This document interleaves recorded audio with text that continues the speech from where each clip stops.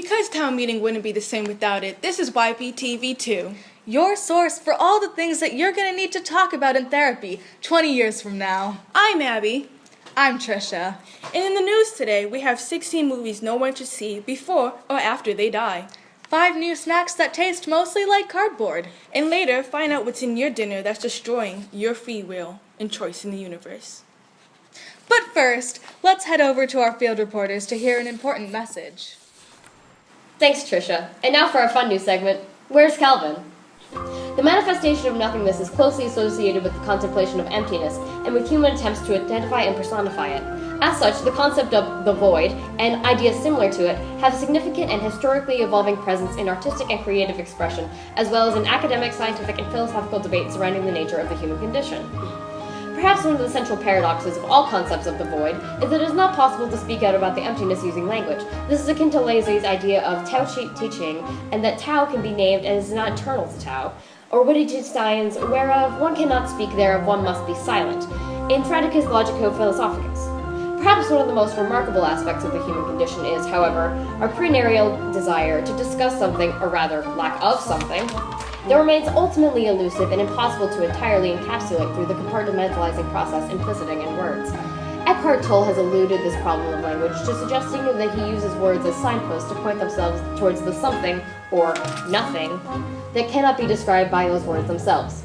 If you see Calvin, please let us know. And now, science. According to a quick call our writers made to NASA earlier today, space is really scary and at least 10 feet long.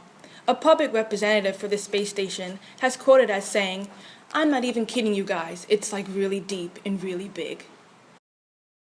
I talked to an astronaut once and he was like, the public representative proceeded to make what our writers can only assume were several vague hand gestures that were meant to explain to us the vastness of the cosmos. Later in the afternoon, we met with our researcher in the field, Switchblade Joe, who told us that he knew that NASA representative and that guy was super shady, yo. He then proceeded to talk for 21 solid minutes about how space wasn't actually real and was in fact a giant dome. Then continued until our writer became increasingly uncomfortable and asserted that they had left their coffee maker on and had to head home right now to turn it off. Fascinating stuff. You don't learn that in school. This has been the first installment of YPTV2.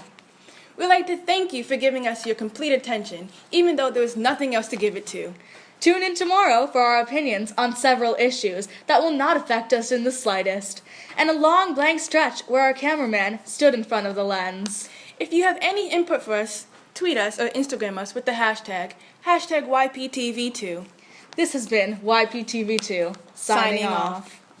Thank you to our director of photography / random guy, Jalapeno Arcila. Our reporters, Kansas Abram, The Cat in the Hat, Lord Sam, and Camille, insert French name here. Our writers, Ev, here to make everything unnecessarily difficult. Ruth, high tolerance for shouting diamond. Walker, low tolerance for shouting Peralt. Jandro or Celia, and no, they are not the same person. Jasmine, the one who showed up and has no idea what the is going on. Miscellaneous consultant Eliza, and Trisha and Abby, your anchors. And finally, we like to thank our producers. No, we wouldn't. No, we wouldn't. No.